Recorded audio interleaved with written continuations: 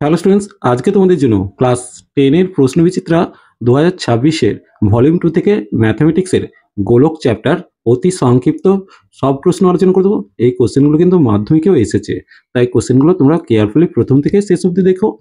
Page নম্বর হচ্ছে 667। প্রথমে দেখো বহু বিকল্প ভিত্তিক প্রশ্ন টাইপ 1 যে কোশ্চেনটা দিয়েছে, গোলকের পার্শ্বতলের সংখ্যা। দেখো গোলকের পার্শ্বতল, গোলক মানে কোনটা? গোলকের একটাই পার্শ্বতল, তাহলে উত্তর হবে কোনটা? অর্ধগোলকের তল সংখ্যা। দেখো এটা হচ্ছে অর্ধগোলক, কটা তল? একটা, দুটো, তাহলে এখানে 2 উত্তর লিখবো। এরপর দেখো একটি নিরেট অর্ধগোলকের সমগ্র তলের ক্ষেত্রফল 147 পাই বর্গ সেমি হলে অর্ধগোলকের ভূমির ব্যাসার্ধের দৈর্ঘ্য। তাহলে অর্ধগোলকের সমগ্র তলের ক্ষেত্রফল মানে এটা হচ্ছে পাই আর স্কোয়ার, খেয়াল রাখো, আর এটা হচ্ছে 2 পাই আর স্কোয়ার। তাহলে মোট ক্ষেত্রফল কত? 3 পাই আর স্কোয়ার। তাহলে লিখবো 3 পাই আর স্কোয়ার সমান 147 পাই। পাই পাই কেটে দিলাম, তাহলে পড়ে থাকছে কত? আর স্কোয়ার সমান 147কে ভাগ করো, তাহলে কত পাচ্ছ? 3 4 12, 3 9 27। তাহলে আর এর মানটা পেয়ে গেলাম কত? 7। তাহলে উত্তর হবে কত? 7 সেমি। এরপর দেখে নেবো টাইপ 3 যে অঙ্কটা আছে, 2 আর একক দৈর্ঘ্যের ব্যাসার্ধ বিশিষ্ট নিরেট গোলকের আয়তন। দেখো নিরেট গোলকের আয়তনের সূত্রটা হচ্ছে 4/3 পাই আর কিউব। এখন আর এর জায়গাটা চেঞ্জ হয়েছে, 4/3 পাই 2 আর তার হোল কিউব করলাম সমান দিয়ে 4/3 পাই কত হবে? আর কিউব গণিত 8।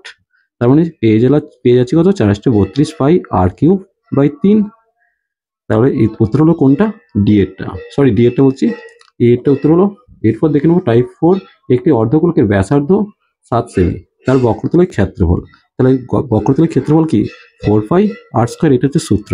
এখন আর এর মানটা 7 দেওয়া আছে, তাহলে 4 পাই গণিত 7 স্কোয়ার। এবার পেয়ে যাচ্ছি কত?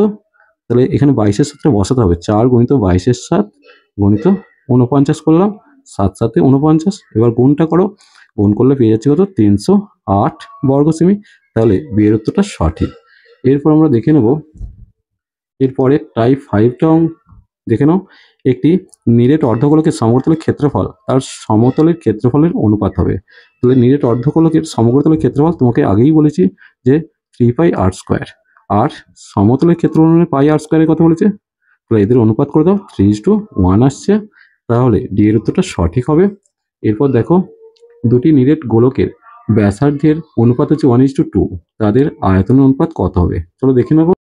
দেখো এই ধরনের অঙ্কগুলো কিন্তু খুব সহজেই হয়ে যায়। তোমরা খেয়াল করো, ব্যাসার্ধের দৈর্ঘ্য অনুপাত কত হচ্ছে? 1:2। তো তাহলে তুমি নর্মালভাবে ভাবো, যেহেতু এমসিকিউ তাই ব্যাসার্ধ 1 আছে একটা, অন্যটা 2 আছে, x করার দরকার নেই, 1 আর 2 ভেবে নাও। তাহলে আয়তনের অনুপাত দেখো 4/3 পাই 1 এর কিউব করে দিলাম, h2 দিয়ে 4/3 পাই 2 এর কিউব করে দিলাম। এখন 4/3 পাই 4/3 পাই কেটে গিয়ে 1:8 আসছে। তাহলে বিয়ের উত্তরটা সঠিক হবে। এরপর 3 দেখো, দুটি নিরেট গোলকের আয়তন অনুপাত 27:8 হলে তাদের বক্রতলের ক্ষেত্রফলের অনুপাত কত হবে? চলো দেখে নেব। দেখো ধরি ব্যাসার্ধেও R1 এবং R2, তাহলে প্রথমটা আয়তন 4/3 পাই R1 কিউব, আর দ্বিতীয়টা হচ্ছে 4/3 পাই R2 কিউব। সেটা 27/8 আছে, 4/3 পাই 4/3 পাই কেটে গেল। R1/R2 তার হোল কিউব সমান, এটাকে 3/2 তার হোল কিউব করতে পারি। তাহলে R1/R2 মান এসে গেল 3/2। এখন ধরে নাও, যেহেতু এমসিকিউ আমি তোমাদের বারবার বলছি 3x 2x লেখার দরকার নেই, শুধু এটা 3 ভেবে নেবে, 2 ভেবে নেবে। তাহলে বক্রতলের ক্ষেত্রফলের অনুপাত কত হবে? 4 পাই R1 স্কোয়ার 4 পাই R2 স্কোয়ার, 4 পাই কেটে গিয়ে R1/R2 তার হোল স্কোয়ার করবো, অর্থাৎ 3/2 তার হোল স্কোয়ার মানে 9/4। তাহলে অনুপাতটা কত হলো? 9:4। তাহলে এখানে আমি দাগ দিয়ে দেবো 9:4টাতে। দুটি নিরেট গোলকের বক্রতলের ক্ষেত্রফল অনুপাত চেয়েছে 25:16, তাদের আয়তন অনুপাত চেয়েছে। দেখো ধরি ব্যাসার্ধ হচ্ছে R1 R2, তাহলে 4 পাই R1 স্কোয়ার বক্রতলের ক্ষেত্রফল, দ্বিতীয়টা হচ্ছে 4 পাই R2 স্কোয়ার। 25/16 দিয়ে আছে, 4 পাই কেটে দিলাম। তাহলে R1/R2 তার হোল স্কোয়ার সমান কত? 5/2 তার হোল স্কোয়ার। তাহলে R1/R2 মান পেয়ে গেলাম 5/4। এবার খেয়াল করো, আয়তন অনুপাত বলেছি না, এটা 5 হবে, এটা 4 ধরবো। তাহলে এখানে 4/3 পাই R1 কিউব 4/3 পাই R2 কিউব। তাহলে 4/3 পাই কেটে গেল, R1/R2 তার হোল কিউব করলাম মানে 5/4 তার হোল কিউব করলাম, পেয়ে গেলাম কত? 125/64, অর্থাৎ 125:64। তাহলে উত্তরে দাগ দেবো ডি এরটাতে। এরপর দেখো যে কোশ্চেনটা দিয়েছে টাইপ, তোমার এটা কোনটা আসছে? এটা মাধ্যমিকের কোশ্চেন কিন্তু দেখতে পাচ্ছ। এবার টাইপ 6 এর কোশ্চেন, একটি নিরেট গোলকের বক্রতলের ক্ষেত্রফল ও 3 গুণ আয়তনের সংখ্যমান সমান হলে গোলকটির ব্যাসার্ধের দৈর্ঘ্য। তাহলে গোলকের বক্রতলের ক্ষেত্রফল মানে 4 পাই r স্কয়ার, ব্যাসার্ধ কিন্তু r ধরে নিয়েছি 4 পাই r স্কয়ার, আর 3 গুণ আয়তন সমান তাহলে 3 গুণিত 4 3 পাই r কিউব করলাম। খেয়াল করো 3 3 কেটে দিলাম, 4 পাই কেটে দিলাম, তাহলে r স্কয়ার দিয়ে রেখে কেটে দিয়ে r করে দিলাম, তাহলে পেয়ে যাচ্ছি কত r সমান 1, অর্থাৎ ব্যাসার্ধের দৈর্ঘ্য 1 একক। এরপর চলে আসবো শূন্যস্থান পূরণগুলো। দিয়েছে দেখো একটি নিরেট অর্ধগোলকের সমতলের সংখ্যা। আমি তোমাকে আর একবার ছবিটা দেখিয়ে দিচ্ছি। দেখো এটা নিরেট অর্ধগোলক, এটা বক্রতল, এটা সমতল। তাহলে সমতল কটা আছে? একটাই আছে। এরপর দেখো একটি গোলকের ব্যাসার্ধ আর একক হলে আয়তন হবে, এটা সোজা সূত্রটা চাইছে 4/3 পাই r কিউব ঘন একক।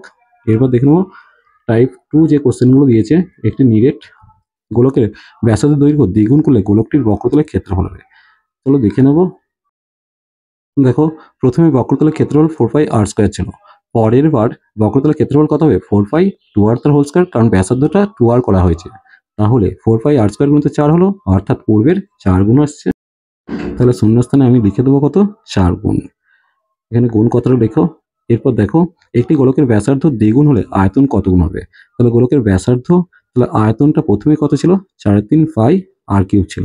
এখন ব্যাসার্ধটা 2r হলে কত হবে? 4/3 পাই 2r তার হোল কিউব করে দিলাম, সমান দিয়ে 4/3 পাই r কিউব গুণিত 8 সমান দিয়ে 8 গুণ হচ্ছে, তাহলে উত্তরে কত হবে? 8 হবে। এরপর দেখো একটি নিরেট অর্ধগোলকের ব্যাসার্ধ দৈর্ঘ্য r একক হলে তার সমগ্রতলের ক্ষেত্রফল, সেই সূত্র চাইছে 3 পাই r স্কয়ার। এরপর একটি অর্ধগোলকের ব্যাস একটি গোলকের ব্যাসের দ্বিগুণ, গোলক ও অর্ধগোলকের আয়তন অনুপাত কত হবে? দেখো অর্ধগোলকের ব্যাসার্ধ r ধরে নিয়েছি আর গোলকের ব্যাসার্ধ বড় r ধরে নিয়েছি। দেওয়া আছে কত? r সমান 2r দেওয়া আছে। তাহলে প্রথমটা অর্ধগোলকের আয়তন 4/3 পাই r কিউব, সরি ভুল করছি, গোলকের আয়তন হচ্ছে 4/3 পাই r কিউব, আর অর্ধগোলকের কত হবে? 2/3 পাই r কিউব। এখন দেখো পাই কাটলাম, 2/3 দিয়ে কাটলে এখানে একটা 2 রয়ে যাবে, তাহলে 2r কিউব সমান r কিউব পেয়ে গেলাম। তাহলে 2r কিউব সমান 2r তার হোল কিউব। দেখো তাহলে কত পাচ্ছি? 2r কিউব, আর এটা 8r কিউব আসছে। এখন r কিউব উঠে গেলে 2:8 আসছে, অর্থাৎ 1:4 উত্তর আসবে। তাহলে শূন্যস্থানে আমি লিখে দেবো 1:4। এরপর দেখো একটি নিরেট অর্ধগোলকে গলিয়ে 4টি নিরেট একই আয়তনে বল তৈরি করা হলো, অর্ধগোলক ও প্রতিটি বলের ব্যাসার্ধের অনুপাত কত হবে? ধরি অর্ধগোলকের ব্যাসার্ধ হচ্ছে r, বলের ব্যাসার্ধ বড় r ধরেছি, তাহলে অর্ধগোলকের আয়তন কত হবে? 2/3 পাই r কিউব, আর 4টে বলের আয়তন লিখেছি 4 গুণিত 4/3 পাই r কিউব। এখন দেখো পাই কেটে দিলাম, আর এখানে 2/3 কেটে দিয়ে এখানে একটা 2 পড়ে থাকছে, তার মানে 4 2 8 হয়ে যাচ্ছে। তাহলে r কিউব সমান 8r কিউব, r সমান 2r, তাহলে r/r সমান হচ্ছে 2/1, অর্থাৎ অনুপাতটা 2:1 পেলাম। এরপর আমরা দেখে নেবো পরের অঙ্কটা। তাহলে এখানে আগে উত্তরটা লিখে নেবো 2:1।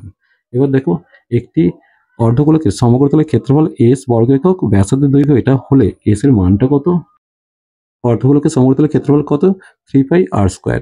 তাহলে 3 গুণিত পাই, r এর মানটা 1/√পাই দেওয়া আছে, তার হোল স্কয়ার করলাম, তাহলে 3 পাই গুণিত 1/পাই, পাই কাটিয়ে দিয়ে 3 আসছে, তাহলে উত্তরে 3 বসবে। তাহলে এই জায়গাটায় 3 কথাটা লিখে দিলাম। চলো আজ এই পর্যন্তই। খুব শীঘ্রই তোমাদের জন্য 2 নম্বর অর্থাৎ সংক্ষিপ্ত উত্তরধর্মী নিয়ে আলোচনা নিয়ে খুব শীঘ্রই আসবো, যেগুলো তোমাদের সেকেন্ড সামেটিভ টেস্ট এমনকি মাধ্যমিকেও খুবই কার্যকরী হবে। তাই দেরি না করে অবশ্যই চ্যানেলটিকে সাবস্ক্রাইব করে নিও। আর তোমাদের আগেই বলেছি যে আমাদের সোনু মিঠাই নতুন চ্যানেল একটা ক্রিয়েট করেছে, স্পার্ক অফ মিঠাই। ওর ছোট্ট উদ্যোগটাকে অবশ্যই তোমরা সাহায্যের হাত বাড়িয়ে দিও, আর অবশ্যই তোমরা সাবস্ক্রাইব করে নিও। চ্যানেলের লিঙ্ক ডিসক্রিপশন বক্সে দেওয়া আছে। যদি ভালো লাগে চ্যানেলটিকে অবশ্যই সাবস্ক্রাইব করে নিও।